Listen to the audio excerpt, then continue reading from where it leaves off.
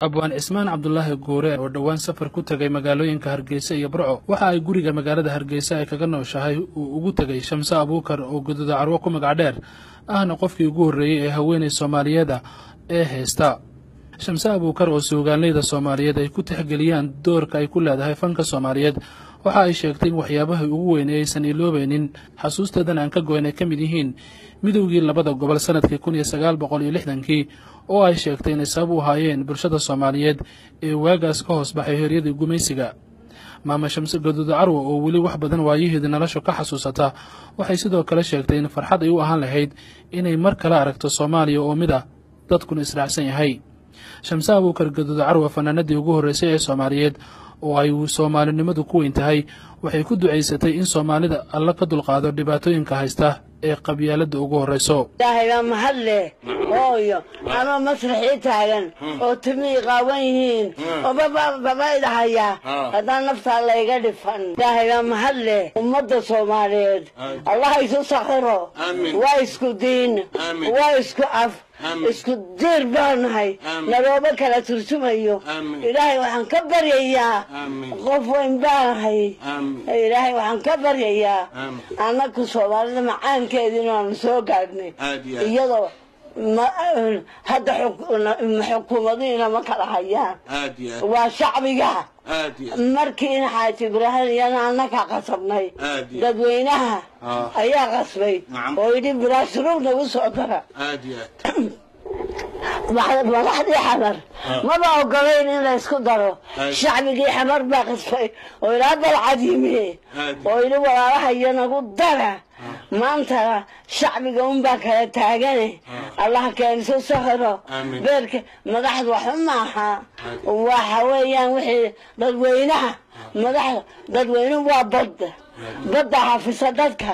ilaahay waxaan ka baryayaa in leerkan gacala la keenso mariyo beerkeena geeyo bogeena burcad allah isu kala mariyo allah keenso mariyo allah keenso sakhiro ilaahay idankii.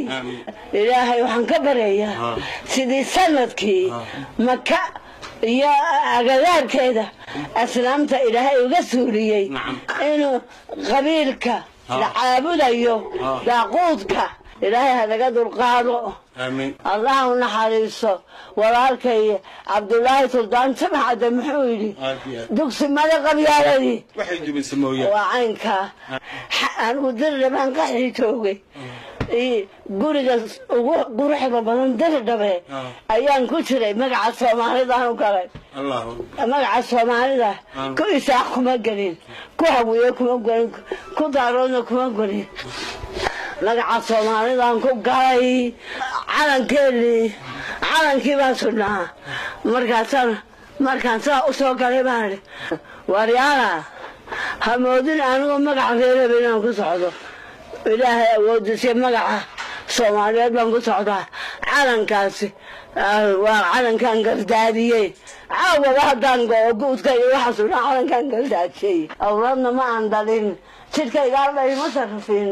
ummadda Soomaaliyeed baa owlaada oo ii walaala oo ii hooyaa oo ii aabba ah kawle ilaahay abuurayna wuu igu ogyahay halkaa isaga ayaa meelay joogaan ma madaxka kow Soomaalida igu sakhiray. abwaan cismaan cabdulaahi guure waxa uu ka sheekaynayaa xaaladda uu ku soo arkay Shamse Abuukar gududa carwo ka sokow inkastoo daryeel ahaan ay wanaagsan tahay hase ahaatee ay u baahan tahay gacanta bulshada Soomaaliyeed iyo sidoo kale abwaan Cabdulaahi Xirsi Baarleex oo isna ku xanuunsanaya magaalada Hargeysa. anta waxaan la joognaa gabadhii ugu horeysay ee Soomaali ah ee fanka Soomaaliyeed soo gasha maantana ah hooyo ka cibaadeysanaysa ee sariirteeda ku fadhida waa gududa carwo ama Shamse Abuukar loo yaqaan.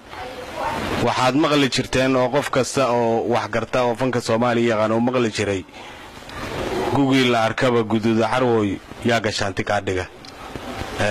maanta waa hooyo da'deedu ay aad u weynaatay daryeelkeedu waa fiican yahay laakiin kama maaranto garabka dadka damiir kale ee Soomaaliga ah kama maaranto. waxaan kaloo soo booqanay isaguna oo dhinacayga fadhiya abwaan Cabdullaahi Xirsi Baarleex oo asaga laftirkiisu xanuunsan oo beerka iyo wadnaha iyo intaba haddii alla kuu roon yahay ka xanuunsan sonkor iyo ay ugu darsantay dhiikar.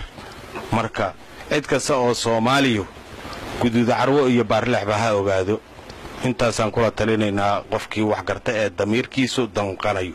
sidoo kale abwaan Cabdullaahi Xirsi Baarleex oo ka mid ah suugaaleyda Soomaaliyeed si gaarana ugu caanbaxay dhaantooyinka ayaa uga mahad celiyay abwaan Guure booqashada uu ugu tagay iyo sida uu xaaladooda ula wadaagay.